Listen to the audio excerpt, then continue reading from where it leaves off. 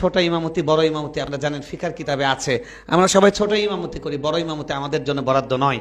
আমরা রাষ্ট্র নিয়ে কথা বললে সেটাকে অপাঙ্ক্তেয় মনে করা হয়, এটা অনভিপ্রেত মনে করা হয়। এতটা নির্বোধ হয়ে গেছে, বিশ্ববিদ্যালয়ে পড়া মানুষ, আমরা জাতি এত শিক্ষিত হচ্ছে, সেখানে আনুষ্কার ঘটনার পরে যেখানে স্পষ্ট সবাই দেখতে পাচ্ছে, সবাই বলছে, একদম সেকুলার যাদের বিবেক আছে বলছে একটা যুবতী মেয়ে কেন সে তার বন্ধুর বাড়িতে একা একা যাবে, দুর্ঘটনার শিকার তো হবে। কিন্তু আমরা মিডিয়ায় দেখলাম তারা বলছে এটার সমাধানের জন্য যৌন শিক্ষা দেওয়া দরকার। আমি কালকে একজন বড় সালাফি শায়েখের একটা আলোচনা কালকে আমি লাইভে শুনছিলাম, নাম বললেই চিনবেন, তিনি পিএইচডি ডক্টরধারী, অনেক বড়, এখন ফেমাস। তিনি দেখি বক্তব্যের বিষয় হচ্ছে সালাফিয়া সালাফিয়া। তিনি ব্যাখ্যা দিচ্ছেন, ব্যাখ্যা দিতে গিয়ে বলছেন আকীদার দিক দিয়ে সালাফি হলে শুধু হবে না, আমলের দিক দিয়েও হতে হবে। কিসের সালাফি হলেন যদি রফে দিন না করেন? আপনার ইমানের সাথে আপনার আমলের মিল নাই। রফে দিন এটা এমন একটা আমল যেটার সাথে ইমানটার সাথে এটা জড়িত। কি অদ্ভুত! যারা ডক্টরেট করে আসছেন, এখানে অনেক আজহারি আছেন, বিশ্ববিদ্যালয় থেকে পড়ে এসে এত সংকীর্ণ মাসালায় জাতিকে নিমজ্জিত করা, কে শিখলেন আপনারা? একজন পশ্চিমে একজন লেখকের সম্ভবত দার্শনিকের কথা আছে, যদি আমাকে বলো 50 মিনিট কথা বলতে হবে, আমি তাহলে সেটার জন্য 5 মিনিট প্রস্তুতি নেব। আর যদি বলো আমাকে যে 5 মিনিট কথা বলতে হবে, তাহলে আমাকে 5 ঘন্টা সেটার জন্য প্রস্তুতি নিতে হবে। তো আসলে বিষয়টা অনেক বড়, কথা বলতে হবে খুব ছোট করে। বিশেষ করে যারা আমাদের আজকের আকাঙ্ক্ষিত, আমি ওনাদের মোকাদ্দমাতুল জায়েশ হিসেবে কিছু কথা বলছি, শেখ আহমদুল্লাহ এবং শেখ শরীফ মোহাম্মদ হাফিজাহুমাল্লাহ এবং আমার উস্তাদ জালালউদ্দিন হাফিজাহুল্লাহ, তিনি উপস্থিত আছেন। তো ওনাদের সামনে কথা বলা ধৃষ্টতা, তারপরে ওনাদের দোয়া এবং উৎসাহে মাঝে মধ্যে কথা বলি, চর্চা হিসেবে নেই। আমি সংক্ষেপে বলি, 10 মিনিটের মধ্যে শেষ করার চেষ্টা করব, 2 মিনিট চলে গেছে ইনশাআল্লাহ। কোরআনে 800 বার ইলম শব্দ এসেছে। ইলিম মানে জ্ঞান, ইলিম মানে শিক্ষা। কোরআনে বা ইসলামে ইসলামী শিক্ষার জন্য 3টি শব্দ ব্যবহার হয়ে থাকে, আর তালিম, আর তারবিয়া, আল আদাব। তালিম, আল্লাহু আলিম, আল্লাহর নাম, মিন আসমাইল্লাহিল হুসনা, আলিম সর্বজ্ঞাত, সব জানতা। সেখান থেকে ইলম, এখান থেকে আমরা বুঝতে পারি ইসলামে ইলিমের সম্পর্ক আল্লাহর সাথে, ইসলাম জ্ঞানটাকে কতটা গুরুত্ব দেয়, এখান থেকে আমরা বুঝতে পারি। তারবিয়া, এটা রব থেকে আসছে, রব্বি জিদনি ইলমা। আদাব, রাসূল সাল্লাল্লাহু আলাইহি সাল্লামকে বিখ্যাত হাদিসে জিবরিল একদম শিখিয়ে দিলেন কিভাবে বসতে হবে, কিভাবে প্রশ্ন করতে হবে, পোশাক কি হবে, সব শিখিয়ে দেওয়া হয়েছে। ইসলামী শিক্ষা কি, কেমন, কি উদ্দেশ্য, এই 3টা শব্দের মধ্যে নিহিত আছে। আজকের যেটা বিষয়, আমাদের অতীতটা কি ছিল? অতীতটা গৌরবময় ছিল। যদি আমরা এক লাইনে বলি, অতীতটা সমৃদ্ধ ছিল, অতীতটা আমাদের আলোকিত ছিল, অতীতটা আমাদের উজ্জ্বল ছিল, অতীতটা আমাদের অনুসরণীয় ছিল, অতীতটা আমাদের গৌরবময় ছিল। বর্তমানটা কি? বর্তমানটা নিজেকে হারিয়ে খুঁজে বেড়ানোর, হাতড়ানোর। হারিয়ে গেছি, আমরা নিজেদেরকে খুঁজছি। আপনি যদি ইতিহাস দেখেন, ইতিহাসের পাতা যদি উল্টান হয়, যিনি প্রবন্ধ উপস্থাপন করেছেন আমাদের ভাই নোমান আজহারি হাফিজাহুল্লাহ, তিনি লম্বা, খুব গবেষণালব্ধ অনেক তথ্য আমাদেরকে দিয়েছেন। আমি নিজেই নোট করেছি, নোটটা হয়েছে 2 পৃষ্ঠা। বুঝতেই পারছেন 10 মিনিটে এটা সরা হবে না, সেজন্য আমি ওটাতে যাচ্ছি না। দেখেন, আমাদের ইসলামী শিক্ষার ইতিহাস যদি বলি, আমাদের যখন মানব জাতির সূচনা তখন থেকে, ও আল্লামা আদম আল আসমা কুল্লাহা, সেখান থেকে। সহিহ বুখারীর দার্সে এই আয়াতের তাফসীর আমার মনে আছে, শাইখুল হাদিস আল্লামা আজিজুল্লাহ রাহমাতুল্লাহ আলাইহি বলেছিলেন যে এখানে ইলম শিখিয়েছেন মানে খালি তোমরা মনে করো না খায়রুকুম মান তাআল্লামাল কোরআন ওয়া আল্লামা, সেই ইলম শিখিয়েছেন। শাইখুল হাদিস রাহমাতুল্লাহ আলাইহির ভাষাই বলছি। আল্লাহ তাআলা তাকওয়িনিয়াতের সমস্ত উলুম আদম আলাইহিস সালামকে আল্লাহ তাআলা শিখিয়ে দিয়েছেন। সেখান থেকে মানুষ জেনেছে যে ঘাসটা আমার খাওয়ার নয়, ভাতটা আমার খাওয়ার। মানুষ তো ঘাসও খেতে পারতো, ঘাস না খেয়ে ভাত কেন খাচ্ছে? এটা আল্লাহ শিখিয়েছেন মানুষকে। এটা ওয়া আল্লামা আদম আল আসমা কুল্লাহার মধ্যে আছে। ইসলামের শিক্ষার সূচনাটা ওখান থেকে।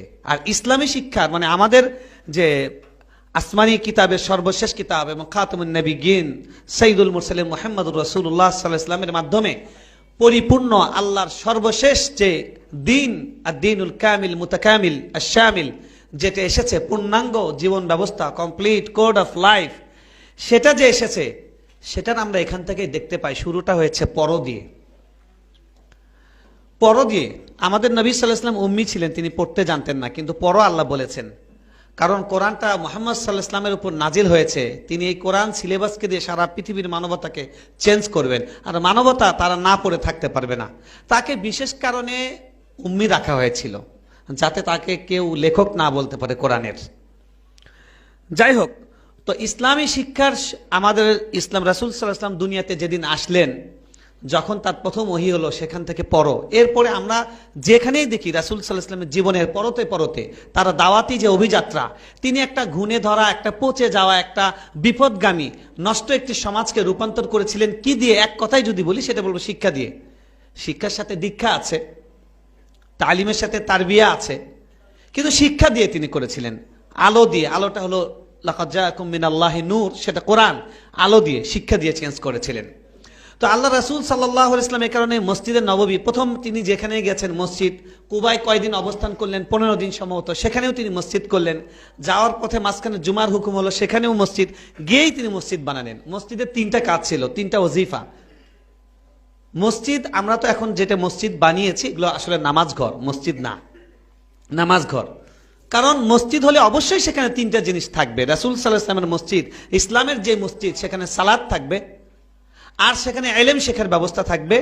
সেখান থেকে মানুষের জীবন কিভাবে পরিচালিত হবে, যেটাকে সিয়াসা বলা হয়, শুউনুন নাস, উমুরিদ দ্বীন ওয়াদ দুনিয়া, এগুলো সব কিছু থাকবে, সেটা পরিচালিত হবে। কিন্তু সেটা এখন হয় না। আমাদের মসজিদগুলো এখন নামাজ ঘর হয়ে গেছে। এজন্য ইমাম এখন আমাম থাকে, সামনে থাকে, কিন্তু ইমামতে সুগরা করি আমরা সবাই, ইমামতে কুবরা আমরা কেউ করি না। ছোট ইমামতি, বড় ইমামতি আপনারা জানেন ফিকার কিতাবে আছে। আমরা সবাই ছোট ইমামতি করি, বড় ইমামতি আমাদের জন্য বরাদ্দ নয়। আমরা রাষ্ট্র নিয়ে কথা বললে সেটাকে অপাংতেও মনে করা হয়, এটা অনভিপ্রেত মনে করা হয়।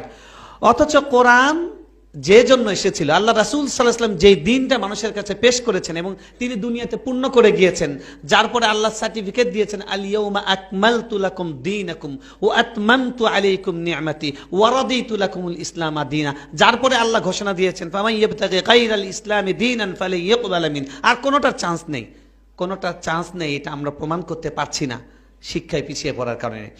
ইসলামী ইতিহাসের প্রথম 400 শতাব্দী, তখন পুরোটাই ইসলামী শিক্ষা ছিল মসজিদকে কেন্দ্র করে। মসজিদগুলোতে শায়েখরা থাকতেন, সেখানে সালাতের পরে আগে তালিমের ব্যবস্থা ছিল। 5ম শতাব্দীতে উমাইয়াদের আমলে তখন গিয়ে দেখা গেল এত মুসল্লি বেড়েছে, মাশায়েখ বেড়েছে, ছাত্র বেড়েছে, মসজিদে গ্যাঞ্জাম হচ্ছে, হই হুল্লোড় হচ্ছে, মসজিদের যে গাম্ভীর্য, নীরবতা, ইবাদতের আধ্যাত্মিক পরিবেশ, সেটা থাকছে না। তখন তারা মসজিদের পাশে ওয়াকফ করে তারা সেখানে প্রথম মাদ্রাসা এবং শিক্ষার জন্য আলাদা প্রতিষ্ঠানের সূচনা করলেন। উমাইয়া আমল থেকে শুরু হলো, তারপরে নিজামুল মুলুকের সময় গিয়ে সে সালজুক বংশের রাজতন্ত্র, মানে যখন রাজত্ব ছিল, সালতানা ছিল, তখন এটার একদম শীর্ষে পৌঁছে গেল। এমন অবস্থা হলো যে ইতিহাস বলছে তখন ইরাকে 160টি বড় বড় প্রতিষ্ঠান ছিল, দামেস্কে 70টি বড় বড় প্রতিষ্ঠান ছিল, এবং হালাব সেখানে 80-এর উপরে প্রতিষ্ঠান ছিল। বড় বড় যে মুদান ইসলামিয়া, যে সমস্ত ইসলামী শহর ছিল, বড় বড় প্রতিষ্ঠান ছিল। এবং বিভিন্ন মানে খলিফা যারা ছিলেন, সুলতান ছিলেন, আমির ছিলেন, তারা মসজিদের জন্য জায়গা ওয়াকফ করতেন, সাথে বড় বড় জামিয়ার জন্য জায়গা ওয়াকফ করেছেন। আপনারা দেখবেন যে ইসলামী ব্যাংকে তারা বিভিন্ন সময় যে ক্যালেন্ডারগুলো করে, ক্যালেন্ডারগুলোতে তারা ইতিহাস সমৃদ্ধ ক্যালেন্ডার করে। এই বছর 2021 সালের যে ক্যালেন্ডার করেছে, তারা মুসলিম বিশ্বের বড় বড় বিশ্ববিদ্যালয় নিয়ে ক্যালেন্ডারগুলো করেছে। সেখানে দেখবেন কত সালে এক একটি বিশ্ববিদ্যালয় প্রতিষ্ঠা হয়েছে। সময় যেহেতু নাই, না হলে আমি একটু একটু করে বলতাম। শুধু আমি এই কথাটা বলতে চাই, ইসলামী শিক্ষা 8ম শতাব্দীতে গিয়ে এমন শীর্ষে পৌঁছলো, তখন ইউরোপ থেকে পশ্চিমা রীতিমতো ডকুমেন্ট আছে, মুসলিম জাদুঘরে সংরক্ষিত আছে, চিঠি লিখেছে পশ্চিমা শাসক যে আপনাদের গ্রানাডায়, আপনাদের আল কাসরুল হামরা, সেখানে আমাদের ছেলেদেরকে একটু আলো নেওয়ার সুযোগ দেন, আমরা তো অন্ধকারের মধ্যে আছি। মুসলমানদের কাছে চিঠি লেখা হয়েছে আলো দেওয়ার জন্য। আর এখন মুসলমান এতটা অন্ধ হয়ে গেছে, এতটা নির্বোধ হয়ে গেছে, নিজের হাঁটা এমনভাবে ভুলে গেছে, সে কাককে অনুসরণ করতে গিয়ে, যে সে এখন যা তারা বলে সেটাই তাদের কাছে ভালো লাগে। এতটা নির্বোধ হয়ে গেছে। বিশ্ববিদ্যালয়ে পড়া মানুষ, আমরা জাতি এত শিক্ষিত হচ্ছে, সেখানে আনুষ্কার ঘটনার পরে যেখানে স্পষ্ট সবাই দেখতে পাচ্ছে, সবাই বলছে, একদম সেকুলার যাদের বিবেক আছে, বলছে একটা যুবতী মেয়ে কেন সে তার বন্ধুর বাড়িতে একা একা যাবে, দুর্ঘটনার শিকার তো হবে। কিন্তু আমরা মিডিয়ায় দেখলাম তারা বলছে এটার সমাধানের জন্য যৌন শিক্ষা দেওয়া দরকার। মানে ওদের এই রোগের যে আরেকটা রোগ, উপসর্গ, সেটার চিকিৎসার জন্য ওদের কাছে পশ্চিমা রোগ, ওটাই ওদের মগজের মধ্যে ঢুকে গেছে, ঠিক কিনা? এটার সমাধান দেওয়ার দায়িত্ব আমাদের। আমরা যে পর্দার কথা বলি, আমরা তো শুধু পর্দার কথা বলি, বোরকার কথা বলি, পর্দার কথা কি বলি? পর্দাটার জন্য পুরো একটা সমাজ লাগবে। সমাজ না হলে কিভাবে পর্দা করবে? ছেলেদের পর্দা আছে, নারীদের পর্দা আছে, সামাজিক পর্দা আছে, পারিবারিক পর্দা আছে, এগুলো আলোচনা হয় না। যাই হোক, এটা অন্য বিষয়। শিক্ষার কথা বলছি। সর্বশেষ এই যে মুসলমানরা শিক্ষার এত উচ্চ অবস্থানে পৌঁছে গেল যে অমুসলিমরা মুসলমানদের কাছে আবেদন করেছে যে আপনাদের এখানে আমাদেরকে একটু শেখার সুযোগ দেন। সেখান থেকে সেই জাতি বাদশা তারা ভিখিরি কিভাবে হলো সেই জায়গা একটু বলি। সেটা এভাবে হলো, যখন বিভিন্ন জায়গায় মুসলমানদের দেশগুলোকে দখল করে উপনিবেশ গাড়া হলো, তখন মুসলমানরা তাদের রাষ্ট্র ক্ষমতার সঙ্গে সঙ্গে তাদের যে শিক্ষার ঐতিহ্য, গবেষণা, শিক্ষা, উদ্ভাবন সব মুসলমানরা হারিয়ে ফেললো। চিকিৎসা শাস্ত্র, এরপরে ইলমুল ফালাক, এই আকাশ শাস্ত্র, অঙ্কশাস্ত্র, তারপরে প্রথম অপারেশন করা, প্রথম চোখের চিকিৎসা সব মুসলমানদের বানানো। আমাদের আলোকিত বাংলাদেশে একটা পেজ আমরা করি সভ্যতা সংস্কৃতি, আর একটা পেজ আছে নবী জীবন। সেখানে আমরা মাঝে মধ্যে বিভিন্ন মনীষীর জীবনী দেই। তো আমাদের কাছে লেখা পাঠায়, আমি প্রত্যেকটা লেখার সময় আবার আরবিতে সার্চ করে করে আমি তাকে নিয়ে পড়ি। এমন মানে কান্না আসে, কি ছিলাম আমরা, কি ছিলাম আমরা, কোথায় চলে গেছি জানিও না, এটাও জানি না। ছোট্ট একটু জ্ঞান নিয়ে আমরা, ওই যে উনি কিন্তু আরবিতে বলে গেছেন যে আমাদের তালাকের মাসালা, বিভিন্ন ছোটখাটো জিনিস। আহলান জাযাকুমুল্লাহ আহসানতুম জাযাইতুম খায়রান। উনি সংক্ষেপে বলেছেন যে ছোট ছোট কবি নজরুল যেটা বলেছেন, বিবি তালাকের ফতোয়া খুঁজে কোরআন কিতাব ঘেটে, সেগুলোর মধ্যে এখন বিবি তালাকের পরে, নজরুলের পরে এখন যদি থাকতেন উনি বলতেন কোরআন কিতাব ঘেটে রফে দিনের মাসালা খুঁজছে। আল হাদিস হওয়া, হানাফি হওয়া, দেওবন্দি হওয়া, আজহারি হওয়া, বিভিন্ন ব্র্যাকেট শিখছে, ঠিক কিনা? এই ব্র্যাকেটগুলো আজকে আমাদের যে পিছিয়ে পড়েছে, আর আগাতে পারছি না, চেষ্টা করছেন কেউ কেউ, আগাতে পারছি না এই ব্র্যাকেটগুলোর জন্য। আমি কালকে একজন বড় সালাফি শায়েখের একটা আলোচনা কালকে আমি লাইভে শুনছিলাম, নাম বললেই চিনবে, তিনি পিএইচডি ডক্টরধারী, অনেক বড়, এখন ফেমাস। তিনি দেখি বক্তব্যের বিষয় হচ্ছে সালাফিয়া সালাফিয়া। তিনি ব্যাখ্যা দিচ্ছেন, ব্যাখ্যা দিতে গিয়ে বলছেন আকিদার দিক দিয়ে সালাফি হলে শুধু হবে না, আমলের দিক দিয়েও হতে হবে। কিসের সালাফি হলেন যদি রফে দিন না করেন? আপনার ইমানের সাথে আপনার আমলের মিল নাই। রফে দিন এটা এমন একটা আমল যেটার সাথে ইমানটার সাথে এটা জড়িত। কি অদ্ভুত! যারা ডক্টরেট করে আসছেন, এখানে অনেক আজহারি আছেন, বিশ্ববিদ্যালয় থেকে পড়ে এসে এত সংকীর্ণ মাসালায় জাতিকে নিমজ্জিত করা, কে শিখলেন আপনারা? এর থেকে আমাদের মক্তবের ওস্তাদরা ভালো, যারা সারা জীবন যা পড়েছেন, খায়রুকুম মান তাআল্লামাল কুরআন ওয়া আল্লামা দিয়েছেন, আর আল্লাহর কাছে কেঁদে কেঁদে বলেছেন আল্লাহ শেষ করতে পারলাম না, দায়িত্ব পালন করতে পারলাম না, এদেরকে রেখে যাচ্ছে, এদেরকে যোগ্য বানিয়ে দিও। এই জাতি তাদেরকে চেনে না, এই জাতি তাদেরকে চেনে না।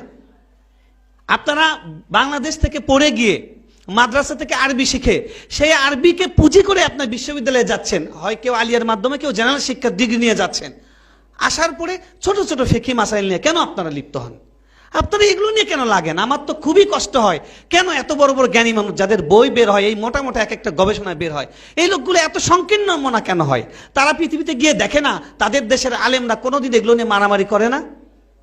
আমি হারামে বসে শুনেছি শেখ সুরাইন তিনি ফতোয়া দিলেন, বলেন হাকাযা ক্বালা আবু হানিফা রাহিমাহুল্লাহ তাআলা। ওনাকে তো কেউ কোনোদিন বলেন আরে আপনি আবু হানিফা দালাল হয়ে গেলেন নাকি?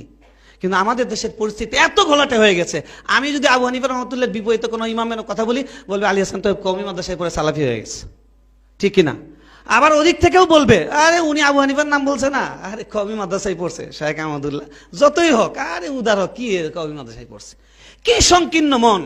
এই সংকীর্ণ মন যতদিন আছে, আমাদের ভবিষ্যতের পথরেখার যেই কথাটা, আমরা ওই যে রাষ্ট্র হারালাম, রাষ্ট্রের সঙ্গে শিক্ষা হারালাম, ঐতিহ্য হারালাম, আমরা ঢুকে গেলাম ছোট বিষয়ের মধ্যে। এখান থেকে বের হওয়ার জন্য কি করতে হবে সংক্ষেপে বলি। এক নাম্বার, আপনারা যারা বিদেশ থেকে শিখে এসেছেন, আপনাদের দায়িত্ব আগে আপনারা আল্লাহর কাছে গিয়ে জবাবদিহি করবেন। আপনাদের প্রথম আওয়াজ তুলতে হবে। ছোট ছোট বিষয়ে কোনো ওয়াজে কোনো আলোচনা হবে না, মাসালা নিয়ে কোনো আলোচনা ওয়াজে হবে না। আপনাদেরকে লাইভ করে করে মাসালা দেওয়ার দরকার নেই। মাসালা উম্মত মাসালা না জানার কারণে মরে যাচ্ছে না, উম্মতের চেতনা না থাকার কারণে মরে যাচ্ছে। সেই চেতনা আপনারা উম্মতকে দেন। রহমাতুল্লিল আলামিনের আমরা উম্মত, রব্বুল আলামিনের বান্দা, হ্যাঁ, আর তারা আমরা এরকম এক একটা গ্রুপিং নিয়ে ব্যস্ত হয়ে আছি। আমাদের ভবিষ্যতের পথ দেখার ক্ষেত্রে আমি যেটা বলবো, আমাদেরকে যে সেকুলারিজম, নাস্তিকবাদ, হিন্দুত্ববাদ, পৌরোহিত্যবাদ এবং আমাদের লাদিনিয়া যেভাবে আমাদেরকে চারদিক থেকে ঠেসে ধরার চেষ্টা করছে, আপনারা অনেকে খবরও রাখছেন না শিক্ষার সিলেবাসের মধ্যে কি বিপ্লব হয়ে যাচ্ছে। একমুখী শিক্ষার কথা বলে আমাদের ফ্রান্সের বর্তমানে ম্যাক্রন যে আইন করেছে, রাষ্ট্রের অনুমোদন ছাড়া বাড়িতেও কেউ অন্য বই বাচ্চাদেরকে পড়াতে পারবে না। এই সমস্ত বুদ্ধি সরকারকেও দেওয়া হচ্ছে।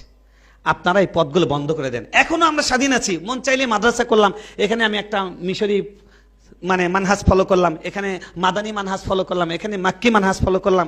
আমরা যে এই স্বাধীনতার নিয়ামতের অপব্যবহার করছি, বিমা কাসাবাত আইদিকুম, আমাদের জন্য কিন্তু বিপদ চলে আসবে সামনে। তো সুতরাং বলবো উম্মতকে বৃহত্তর ঐক্যের দিকে, বৃহত্তর চেতনার দিকে, উম্মা কনসেপ্টের দিকে নিয়ে যাওয়া।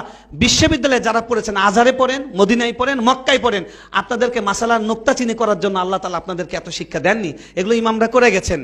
আপনারা উম্মতকে বর্তমান যে আধুনিক যে সমস্ত জাহেলিয়া আছে, হ্যাঁ, এই আধুনিক জাহেলিয়ার বিরুদ্ধে আপনারা দাঁড়ান। আপনারা মাসালা নিয়ে কথা বলেন, অথচ যে সমস্ত নাস্তিক্যবাদ আমাদেরকে ইমান ডাইরেক্ট নিয়ে যায়, এগুলো নিয়ে কথা বলে না। সুতরাং ভবিষ্যতের জন্য চ্যালেঞ্জ যেগুলো আছে, এই চ্যালেঞ্জের ক্ষেত্রে আমাদেরকে কৌশলে যদি আমরা কাজ করি, আমাদের সামর্থ্য কম, রাষ্ট্র না থাকা পর্যন্ত আসলে ওই যে শেখ বলেছেন গবেষণা লাগবে, গবেষণার জন্য টাকা লাগে, তারপরে ব্যক্তি লাগে, সেই ব্যক্তিগুলো কোত্থেকে তৈরি হবে? গবেষণার জন্য যে হিউজ পরিমাণ বরাদ্দ লাগে, আমাদের রাষ্ট্র এত বরাদ্দ দেয়, তারপরে আমাদের বিশ্ববিদ্যালয়ের গবেষকরা বলে টাকা পয়সা নাই, যদিও তারা মেরে খায়, টাকা পয়সা নেই, তাদের ওইটাই যদি অপর্যাপ্ত হয়, সেখানে আমাদের যেই মাদ্রাসাগুলো বছরের শুরুতে যখন বাজেট হয়, আল্লাহর কাছে দোয়া করে সালাতুল হাজা, শেষ রাতে চোখের পানি, এর বাইরে আর কোনো, বাচ্চাদেরকে খাওয়ানোই তো কঠিন, মাদ্রাসার বিল্ডিং অসম্পূর্ণটা সেটা শেষ করে তো কঠিন, সেখানে লাইব্রেরি কোত্থেকে দিবেন? ওই যে বজলু ভাই বলছিলেন যে মাকতুত আর বাংলাদেশে কোনো আছে কিনা, আরে বাংলাদেশ কি ছিলাম আমরা? আমাদের কাছে যে টুপি আছে, দাড়ি আছে, লা ইলাহা ইল্লাল্লাহ আছে, এটা মনে করলে যারা চলে গেছেন তাদের জন্য তো আমাদের প্রতিদিন আমাদের দোয়া করা দরকার, যে ওনারা কি আহসান করে গেছেন, আমাদের তো এগুলো থাকার কথা ছিল না। যেভাবে আমাদেরকে মারার চেষ্টা করা হয়েছে চিন্তার দিক থেকে, আমাদের মতবাদের দিক থেকে, আমাদেরকে এখনো পর্যন্ত চেষ্টা করা হচ্ছে। শেষ করে দিচ্ছি, সেটা হলো যে প্রিয় ভাই, আমরা যে যেখানে আছে, কওমি মাদ্রাসা বলেন, দেওবন্দি মানহাজ বলেন, তারপরে আজহারি বলেন, যে যেটা করছেন, সবাই একটু আল্লাহর রাস্তে উম্মা কনসেপ্টের দিকে যাকেন। এবং একটা কাজ, আপনারা যারা বিশ্ববিদ্যালয় থেকে পড়ে এসেছেন, সরকার কওমি মাদ্রাসাকে স্বীকৃতি দিয়েছে, এই স্বীকৃতিটাকে সামনে কিভাবে এগিয়ে নেওয়া যায়, এখান থেকে বিভিন্ন বিশ্ববিদ্যালয়ের সাথে মুআদালা করা, এবং আপনারা যারা আসছেন, আপনাদের যে আল উলুম আল হাদিসা, হ্যাঁ, আপনারা যারা আল জামউ বাইনাল কাদিম ইস-সালিহ ওয়াল জাদিদ নাফে করার জন্য যোগ্যতা নিয়ে আপনারা এসেছেন, সেটা আপনাদের উস্তাদ, আপনাদের ভাইকে কিভাবে পুশ করবেন, তাদেরকে কিভাবে দিলে তারা কষ্ট পাবে না, নিবে, সেভাবে আপনারা দেওয়ার চেষ্টা করেন। এবং আপনাদের গবেষণার কেন্দ্র এটাই হওয়া উচিত যে আমরা আমাদের দেশে উন্নত বিশ্বের যে গবেষণার মেথডগুলো দেখে এসেছি, জ্ঞান বিজ্ঞানের যে জোয়ার দেখে এসেছি, সেটা আমাদের দেশে কিভাবে অ্যাপ্লাই করতে পারি। আমরা যদি শুরু করি, আমাদের রাষ্ট্র নেই, আমাদের বরাদ্দ নেই, আমাদের অর্থ নেই, কিন্তু আল্লাহ রাব্বুল আলামিনের কাছে কোনো কিছুই কঠিন নয়। এক একটা মসজিদের জন্য, ওই ফাতিমি একটা মসজিদ, হাসান আল বান্না মসজিদ সানি, সেই জায়গাগুলোতে একটা মহিলা ওয়াকফ করেছেন, একটা মহিলা ওয়াকফ করা, সেখানে জামিয়া হয়ে গেছে। আপনি আজহারের ইতিহাস দেখেন, আপনি দেওবন্দের ইতিহাস দেখেন, আপনি মদিনা বিশ্ববিদ্যালয়ের ইতিহাস দেখেন, সবগুলোই শুরু হয়েছিল ছোট্ট থেকে, তারপরে বড় হয়েছে। সুতরাং আমরা মন ভাঙা হব না। আমি শুধু নেগেটিভ কথা বললাম, আশার কথাও বলছি। এখন আমাদের ছেলেরা বিভিন্ন রকমের মতবাদ গুতাগুতির মধ্যেও, ঠেলাঠেলির মধ্যেও, যারা চিন্তাশীল, যারা প্রত্যয়ী, তারা চেষ্টা করছে নিজের মতো করে। এখন দরকার মুরব্বীদের, এই তরুণদেরকে একটু জায়গা দেওয়া, একটু কাছে নেওয়া, একটু স্বপ্ন ধরে টার্গেট করে যে তুমি এই অঙ্গনে যাও, তুমি এই সেক্টরে যাও, তুমি এই সেক্টরে যাও, তাইলে ইনশাল্লাহ আমাদের সামনে আবার যে শিক্ষার, জ্ঞান বিজ্ঞানের যে জোয়ার, সেই পথে আমরা আবার উঠতে পারবো। কারণ শিক্ষা ছাড়া কোনোদিন আমরা আল্লাহর কাছেও পৌঁছতে পারবো না, আল্লাহর কাছেও মকবুল হতে পারবো না, দুনিয়াতেও কোনোদিন শিক্ষা ছাড়া রাজত্ব করতে পারবো না। এইখানে রাসূল সাল্লাল্লাহু আলাইহি সাল্লাম তিনি বললেন কি, শুধু অর্থ দিয়ে নয়, তোমাদের বিনিময় হবে যারা শিক্ষা পারে, শিক্ষা দিয়ে। আমরা এগুলো বলি। আরেকটা কথা, আমি শেষ নুকতা, আমি মনে হয় 10 মিনিট পার করে ফেলেছি, আফওয়ান, শেষ নুকতা, দুঃখের কথা, সেটা হচ্ছে যখন আমাদের কাছে রাষ্ট্র কেড়ে নিল, তারপর থেকে বিশেষ করে ব্রিটিশরা, এই লর্ড ম্যাকল, আমাদেরকে রাষ্ট্র থেকে ধর্মকে আলাদা করলো। এটা ধর্মীয় শিক্ষা। আমরাও বলি আদ-দীনুশ শারঈ, দ্বীনি উলুম, কিন্তু উলুম তো সব আল্লাহর। ওই আল্লামা আদমাল আসমার মধ্যে সব আছে, চিকিৎসা বিজ্ঞান সব কিছুই আছে। এই যে শিক্ষার যে মানে দ্বিমুখীকরণ বা শিক্ষাকে এভাবে ভাগ করা, দুনিয়াবী শিক্ষা, উখরবী শিক্ষা। ডাক্তারি শিক্ষাকে আপনি কিভাবে দুনিয়াবী শিক্ষা বলবেন? কোন লোক যদি নিয়ত করে শেখে, তাহলে তালিমুল মুতাআল্লিমের মধ্যেই তো আছে, আল ইলমু ইলমান, ওখানেই তো আছে। কিন্তু আমরা কিন্তু এভাবে ভাগ করি। এভাবে ভাগ করা আসলে ঠিক কিনা আমি আপনাদেরকে বলবো একটু চিন্তা করতে, এবং বড়রা যেন এই বিষয়ে কথা বলেন। এই বিষয়ে কথা বললে তাহলে অন্যান্য যারা আছে বাহিরে তারাও এটাকে ইসলামী আকীদার সাথে ইসলামকে হেল্প করার জন্য ওই শিক্ষাগুলো শিখবে। এভাবে যৌথভাবে আমরা সামনে আগামীতে আমাদের দেশকে, আমাদের জাতিকে, আমাদের উম্মাকে গঠন করতে পারবো।